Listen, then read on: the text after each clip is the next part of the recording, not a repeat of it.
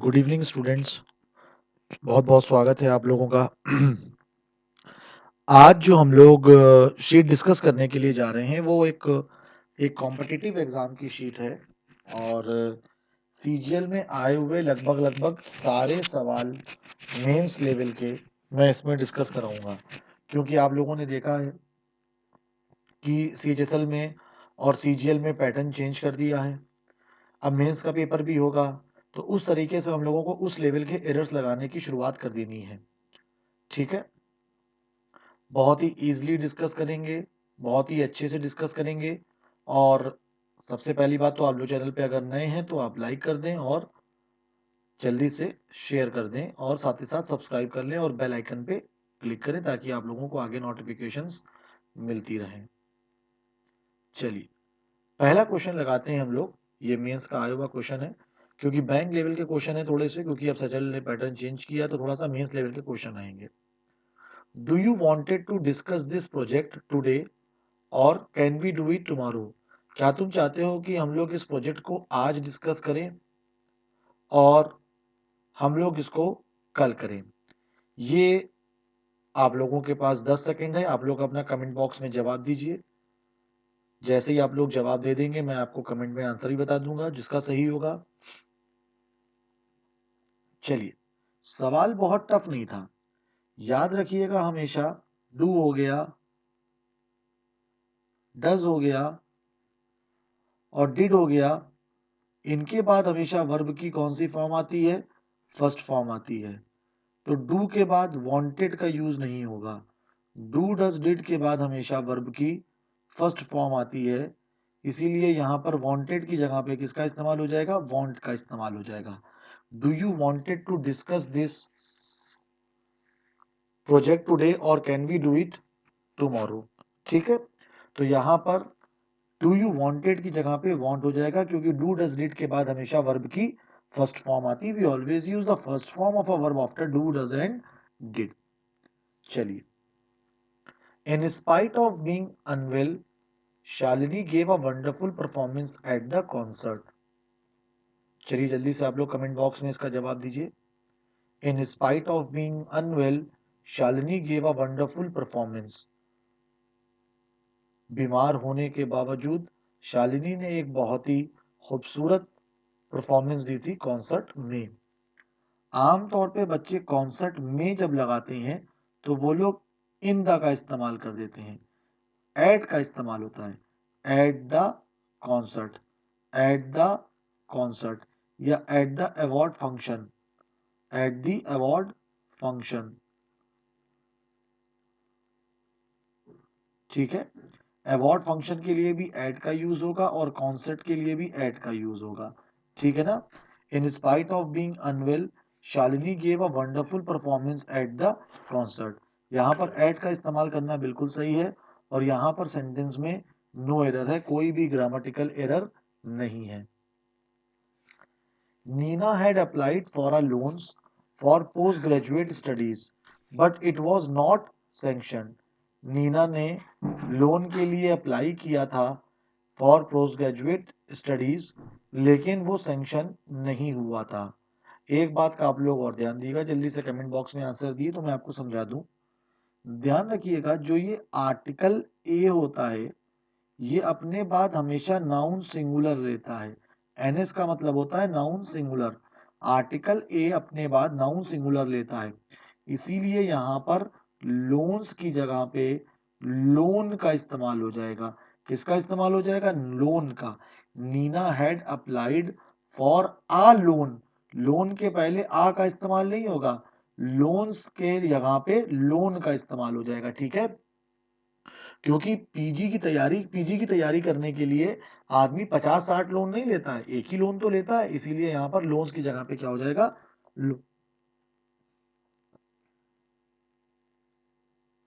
चलिए question number 4 की ओर बढ़ते हैं। People find it difficult to understand him as he don't speak clearly. लोगों को बड़ी ही दिक्कत होती है उसको समझने में, क्योंकि वो साफ नहीं बोलता है। एक बात का ध्यान रखिएगा कि जब कभी भी, चलिए सबसे पहले आप लोग कमेंट बॉक्स में आंसर दे दें। ठीक है, चलिए बिल्कुल सही, सही जवाब दे रहे हैं आप लोग। ही, ये जो ही होता है, ही अपने बाद जो वर्ब लेता है वो सिंगुलर लेता है, इसीलिए यहां पर डज नॉट का इस्तेमाल हो जाएगा। डज जो होता है वो वर्ब की सिंगुलर फॉर्म होती है, और जो डू होती है वो वर्ब की प्लूरल फॉर्म होती है। अगर सब्जेक्ट ही है, शी है, या कोई भी सिंगुलर है तो डस का इस्तेमाल होगा। अगर आई है, वी है, दे है, या कोई प्लूरल नाउन है तो डू का इस्तेमाल होगा। क्योंकि यहां पर ही रखा है तो ही के लिए डोंट नहीं आएगा, ही के लिए डजेंट का इस्तेमाल हो जाएगा। किसका इस्तेमाल हो जाएगा? डजेंट का। Doctor Shah was explain the benefits of exercising at least 5 times a week। Doctor Shah explain करते हैं एक्सरसाइज के बेनिफिट्स लगभग 5 बार हफ्ते में, एक हफ्ते में लगभग 5 बार। चलिए आप लोग कमेंट बॉक्स में आंसर दे दिए इसका। बहुत ही आसान क्वेश्चन है। पहली बात तो ध्यान रखिएगा, इज हो गया, एम हो गया, आर हो गया, वॉज हो गया, और वर हो गया। Is am are was were के बाद हमेशा वर्ब की या तो आईएनजी फॉर्म आती है या तो वर्ब की थर्ड फॉर्म आती है। अगर सेंटेंस एक्टिव फॉर्म में है तो वर्ब की आईएनजी फॉर्म में आएगी। अगर सेंटेंस वर्ब की थर्ड फॉर्म में है तो वो पैसिव फॉर्म आएगी। मतलब कि अगर verb is am are was were के बाद वर्ब की थर्ड फॉर्म रखी है तो वो पैसिव वर्ब है, और वर्ब की आईएनजी फॉर्म रखी है तो वो एक्टिव फॉर्म है। तो यहां पर पहली बात तो वॉज रखा हुआ है, तो यहां पर पहली बात या तो एक्सप्लेनिंग होना चाहिए था, या तो यहां पर एक्सप्लेनिंग होना चाहिए था, और या तो यहां पर एक्सप्लेन्ड होना चाहिए था। अब ना ही यहां पर एक्सप्लेनिंग है ना ही यहां पर एक्सप्लेन्ड है, यहां पर तो एक्सप्लेन दे रखा है। और जब सेंटेंस को आप पढ़ेंगे तो सेंटेंस में एक डेली की बात निकल के आ रही है, रूटीन की बात निकल के आ रही है। और जब रूटीन की कोई बात निकल के आती है, डेली रूटीन की, तो हमेशा हम लोग याद रखिएगा सिंपल प्रेजेंट टेंस का इस्तेमाल करते हैं। किसका इस्तेमाल करते हैं? सिंपल प्रेजेंट टेंस का। उस अकॉर्डिंग यहां पर वॉज एक्सप्लेन की जगह पे हो जाएगा एक्सप्लेन्स। जो करेक्शन होगा वो हो जाएगा एक्सप्लेन्स, और आंसर हो जाएगा आपका ए वाला गलत। ठीक है, चलिए क्वेश्चन नंबर 6 की ओर बढ़ते हैं। The actor donated a huge sum of the money to the orphanage on Children's Day। जल्दी से आप लोग जवाब दिए कमेंट बॉक्स में। जो एक्टर है उसने एक बहुत बड़ा अमाउंट दिया था ऑर्फनेज को, अनाथालय को, चिल्ड्रंस डे के उपलक्ष्य में। चलिए बहुत ही आसान है, जैसे कि मनी हो गया, जैसे कि वाटर हो गया, जैसे कि पेट्रोल हो गया, जैसे कि मिल्क हो गया, दे आर अनकाउंटेबल नाउन्स। ये अनकाउंटेबल नाउन्स होते हैं। अनकाउंटेबल नाउन्स के पहले द का इस्तेमाल हम लोग तब करते हैं जब हमको पता हो कि कितना पैसा है, कितना पानी है, कितना पेट्रोल है, कितना मिल्क है। यहाँ पर ये तो बताया गया है कि बहुत सारा पैसा दिया था, लेकिन कितना पैसा दिया गया तो ये नहीं बताया गया है। अनकाउंटेबल नाउन के पहले पहली बात तो आ का यूज नहीं होता है, और द का यूज तब तक नहीं कर सकते जब तक कि डेफिनेट की सेंस ना आ रहा हो। इसीलिए यहां पर मनी के पहले द हट जाएगा। जैसे कि money is the need of the day, ये एक फ्रेज होता है। इसका मतलब होता है आज पैसा रोजमर्रा की जरूरत बन गया है। Money is the need of the day. अब मनी के पहले द नहीं आ सकता क्योंकि यहाँ पे सामान्य तौर पे बात कर रही है। लेकिन अगर बात करी जाए the money of Ram is illegal, जो पैसा है राम का वो अवैध है। तो यहां पर मनी के पहले दा का इस्तेमाल सही है, क्योंकि यहां पर निश्चित किया गया ये राम का पैसा है। जब तक की सामान्य बात होगी तब तक की मनी के पहले आर्टिकल का प्रयोग नहीं कर सकते। जब कोई पर्टिकुलर बात होगी तब मनी के पहले हम लोग दा का इस्तेमाल कर सकते हैं। इसीलिए यहां पर मनी के पहले दा का इस्तेमाल करना गलत है। The customers were asked to give their feedbacks after using the tri-pack of the new detergent powder। Customer से कहा गया था कि वो लोग अपना फीडबैक दें क्या दें?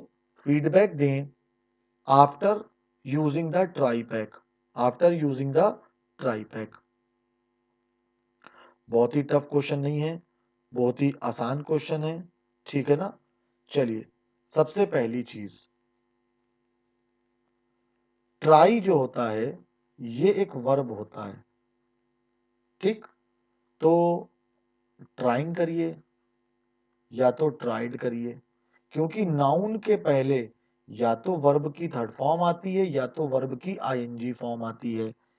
इसीलिए आप लोग ध्यान दिएगा कि यहां पर ट्राइड और ट्राइड की जगह पे ट्रायल का इस्तेमाल हो जाएगा। किसका इस्तेमाल हो जाएगा? ट्रायल।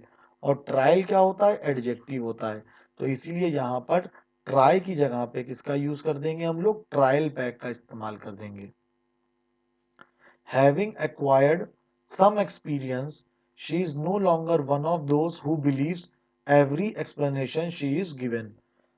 आप थोड़ा सा अनुभव, कुछ अनुभव प्राप्त करने के बाद वो उन लोगों में उसमें बीच में गिनती नहीं करी जाती है जो किसी भी प्रकार का एक्सप्लेनेशन दे दो उसको वो मान ले।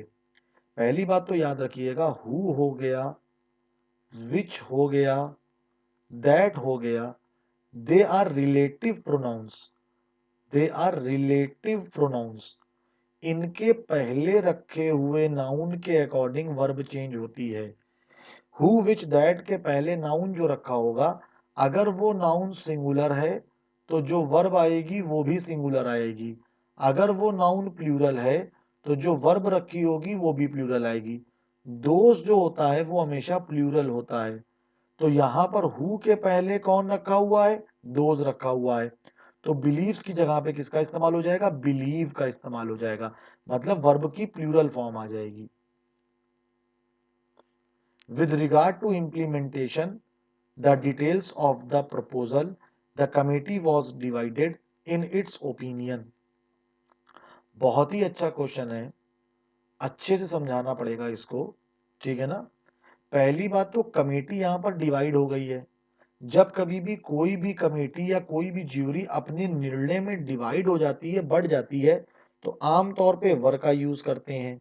लेकिन यहां पर पेपर ने इट्स भी दे रखा है, लेकिन क्योंकि उसको यहां पर वो कलेक्टिव ही मान रहा है, जो एग्जामिनर है वो इसको कलेक्टिव मान रहा है, क्योंकि जैसे ही आप यहाँ पे वर करेंगे तो आपको यहाँ पर भी इट्स की जगह पे क्या करना पड़ेगा? देयर करना पड़ेगा, पहली बात। दूसरी चीज, टू के बाद हमेशा वर्ब की फर्स्ट फॉर्म आती है, तो रिगार्ड टू इम्प्लीमेंटेशन की जगह पे हो जाएगा विद रिगार्ड टू इम्प्लीमेंट। यहां पर इम्प्लीमेंट का इस्तेमाल हो जाएगा। इम्प्लीमेंट वर्ब की फर्स्ट फॉर्म होती है, इसलिए टू के बाद वर्ब की फर्स्ट फॉर्म होती है, इसीलिए यहां से नाउन को हटा करके वर्ब इम्प्लीमेंट को यूज करना पड़ेगा। If the allegation made against him are found to be true, he could face rigorous imprisonment. अगर जो भी एलिगेशन उसके खिलाफ लगाए गए हैं अगर वो सही पाए जाते हैं तो उसको बहुत ही सख्त से सख्त कारावास झेलना पड़ेगा। If the allegations made against him are found to be true, he could face rigorous imprisonment. इसमें कोई भी ग्रामेटिकल एरर नहीं है, the sentence is error free. Question number 11 में पढ़ते हैं हम लोग, distrust seems to be a factor born out of prevailing circumstances. जो असहमति है वो एक फैक्टर है जो इस समय फैली हुई स्थितियां हैं उससे पैदा होने का, ठीक है। यदि कोई चीज किसी से पनपती है तो वहां पर बॉर्न ऑफ का इस्तेमाल करते हैं, बॉर्न आउट ऑफ का इस्तेमाल नहीं करते हैं, ठीक है ना। इसीलिए यहां पर से बॉर्न आउट ऑफ की जगह पे बॉर्न ऑफ का इस्तेमाल करेंगे, पैदा होना। समझ में? To be a factor born of prevailing, समझ में आ गया। तो यहाँ पे बॉर्न आउट ऑफ की जगह पे बॉर्न ऑफ का इस्तेमाल कर देंगे। क्वेश्चन नंबर 12 की ओर बढ़ते हैं। He is neither in favour of arms race or in favour of simple nuclear disarmament. ना ही वो आर्म रेस में है और ना ही वो सिंपल न्यूक्लियर डिसआर्ममेंट, डिसआर्ममेंट का मतलब होता है हथियार रखने के पक्ष में है। पहली चीज, एक चीज ये सीखिएगा, ये कोरिलेटिव कंजंक्शंस होते हैं। अगर नीदर आ रहा है तो उसके बाद नॉर का यूज होगा, अगर ईदर आ रहा है तो ईदर के बाद और का यूज होगा। नीदर अपने बाद नॉर लेता है, ईदर अपने बाद और लेता है। इसीलिए यहाँ पर नीदर की जगह बाद और की जगह पे नॉर का यूज हो जाएगा। नीदर अपने बाद नॉर का यूज लेता है। If you have good control over breathing you can float on water effortlessly. अगर तुम्हारा सांस में मतलब सांस पे अच्छा कंट्रोल है तो तुम पानी पे आराम से तैर सकते हो। लोग आमतौर पे गलती ये कर देते हैं, फ्लोट इन। याद रखिएगा, जब कभी भी आप तैरेंगे किसी में तो तैरना का मतलब होता है किसी चीज के ऊपर तैरना, ना कि किसी चीज के अंदर तैरना। तो पानी के ऊपर तैरेगा, कोई भी चीज अगर फ्लोट करेगी तैरेगी तो वो हमेशा ऊपर तैरेगी, अंदर कोई भी चीज तैर नहीं सकती। इसीलिए यहाँ पर फ्लोट के बाद ऑन का इस्तेमाल करना एकदम सही है और यहाँ पर हो जाएगा नो एरर। कुछ चीजें हो सकती हैं फिजिक्स के पॉइंट ऑफ व्यू से, उसको डिस्कशन यहाँ पे नहीं करेंगे क्योंकि इतना समय नहीं है। When you had started the work, you should ensure that you concentrate on it. जब कभी भी तुम कोई काम शुरू करते हो तो तुमको ये बात समझ में आनी चाहिए कि ये बात सुनिश्चित करनी चाहिए कि तुम उसके ऊपर पूरा दिमाग लगाओ। पहली बात तो यहाँ पर एक एडवाइस दी जाती है। देखा जाए तो यहाँ पर एक एडवाइस दी जा रही है, एक एडवाइस है, एक सलाह है। जब कभी भी कोई सलाह आती है तो वो हमेशा सिंपल प्रेजेंट टेंस में रहती है। किसमें रहती है? सिंपल प्रेजेंट टेंस में रहती है। इसलिए यहाँ पर हैड स्टार्टेड की जगह पे क्या हो जाएगा? When you start the work. समझ में आया? जब तुम काम शुरू करते हो तो ये बात तुमको सुनिश्चित करनी चाहिए कि तुम उसके ऊपर ध्यान दे रहे हो। The way to the fort was too difficult that we could not reach the furthest point. Farthest का मतलब होता है सबसे आखिरी वाला। फार, फर्दर, फर्देस्ट। ठीक है, पहली बात तो याद रखिएगा, ये कुछ पेयर्स होते हैं। जैसे टी डबल ओ के बाद 2+V1 आता है, उसी तरीके से सो के बाद दैट का यूज होता है। सो अपने बाद दैट लेता है और टू अपने बाद टू लेता है। क्योंकि यहाँ पर टू रखा हुआ है और आगे दैट रखा हुआ है तो बहुत सारे बच्चे टू को देख करके यहाँ पे टू लगा दोगे, लेकिन टू के बाद वर्ब की फर्स्ट फॉर्म आती है और यहाँ पर सब्जेक्ट और वर्ब आ रहा है, तो इसका मतलब है दैट का इस्तेमाल करना अनिवार्य है। इसीलिए यहाँ पर टू को नहीं ला सकते, परंतु टू की जगह पे सो का प्रयोग करना उचित रहेगा। आप लोग कमेंट बॉक्स में जरूर बताइएगा कि आपको ये एरर्स कैसे लगे और जरूर से जरूर कमेंट करिएगा और अपने दोस्तों को भी रिफर करिएगा। बहुत बहुत शुक्रिया।